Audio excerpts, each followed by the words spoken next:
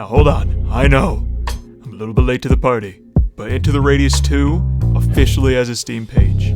And with that super giga knowledge, I think we should dive deep into the Radius 1 and figure out why the game was so damn good. It couldn't have just been this or that. It has to be a perfect concoction of just sexiness. So, how about this? Me and you, let's hold hands, let's tickle each other a bit, no homo, and let's figure out what made Into the Radius the masterpiece that so many people claim it to be. So, there's probably a few of you right now that are like, what's Into the Radius? What do you even do?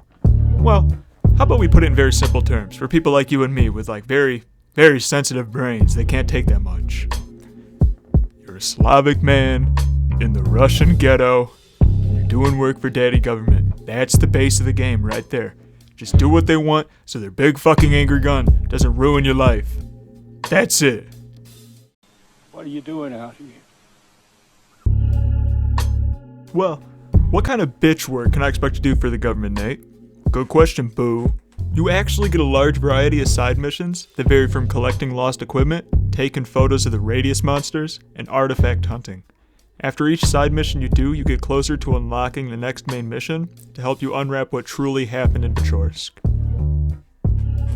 Chances are, you've already played through Into the Radius, or you've seen someone play through it by now, so I'm not going to be getting into detail on each individual side mission, but I do want to talk about how they work. You do mission A, you earn yourself X amount of money, and you can use that at your shop to get better equipment that's suited for longer and harder expeditions throughout the Radius. Which you're gonna need. Late game missions require your A game, and weapons that are in perfect condition, so not only are you getting railed by demons, you're also worrying about finances. And if that shiny gun in the shop is worth the money you could use on higher quality rounds or medical equipment. Into the Radius stands out from competing VR titles through the little things. When something catches your eye and makes you acknowledge what just happened, like your used round bouncing on the ground and not immediately disappearing, or seeing your cigarette ash fall and having the opportunity to flick it off the table while you're loading your magazines. It's those little things that just suck you into the game and make you forget that you're wearing that VR headset. Like you could, like the wood? Oh man, let's get a light on that. Look at that. The hyper-realistic table? Wow, even the shine. Too many games nowadays, all they worry about is graphics and story. But Into the Radius, it worries about giving you that post-war Russian vibe that all of us yearned for. And I'm not kidding, dude. When I say it tells stories, I mean it. You'll be walking down the street, you'll see this frozen man just acting like he's fishing like he was before the whole Radius situation. Or you'll see two kids talking about catching beetles. We're gonna catch beetles. You'll love it. Beetles? Dude, that's fucking fun. And then you slowly start remembering, like, these people are frozen. They're stuck in what they were doing before the tide. And you start to realize that you're alone. You're the only person here, and it's your job to fix it. But don't worry, you're only alone if you let yourself feel that way. Me personally, I got my boy Francis. He keeps me company and tells me how cute I am in my new body armor. Let's say a teddy bear is enough for you though. You can just take a stroll through the Radius and the creatures will definitely keep you wanting some more you time. Fuck! Fuck, they're still coming! I can't do this. I'm almost out of ammo. I can't do this. I gotta go! Oh shit! These creatures, they may not come in a lot of shapes and sizes, but their individuality is what keeps you planning the best course of action on how to deal with them. Your salmons, legally they're spawns, but dude, come on, they're salmons. They're jittery. They'll jump at you and you'll have to be moving non-stop. Or your mimics. They'll find cover and attack you from long range, forcing you to use your inner marksman. There really isn't a perfect strategy for all creatures, so you're forced to keep mixing up your plan of action and staying on your toes while exploring the Radius. And a lot of people still wonder, is Into the Radius a horror game? Dude, yes, 100%. I've been playing this game for over a year, and I still just be sitting there, psyching myself up before I put the headset on, just thinking about all these past times, all this trauma I have from the Radius. There's more. Woo! Holy shit! Run, you big fat fucker! Run! And the only thing that's helping you combat that fear that's in your head. It's just that thought of getting better gear that's going to help you push deeper and deeper into the radius like the fearless macho man you are. But in all honesty, gear just makes it worse. You'll be walking and now you're not worrying about the creatures. You're worrying about, oh, if I lose this kit here, I'm going to have to come all the way back with a Makarov, do the walk of shame. Like, my good intentions won't take me that far. So it just layers on the fear.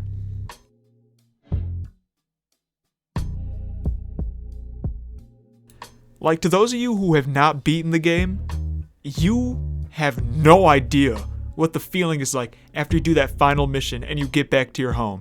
You looking at your guns, you're looking at your ammo stacked to the roof, you're looking at all the money you have saved up, and all that fear, all that PTSD, it just gone.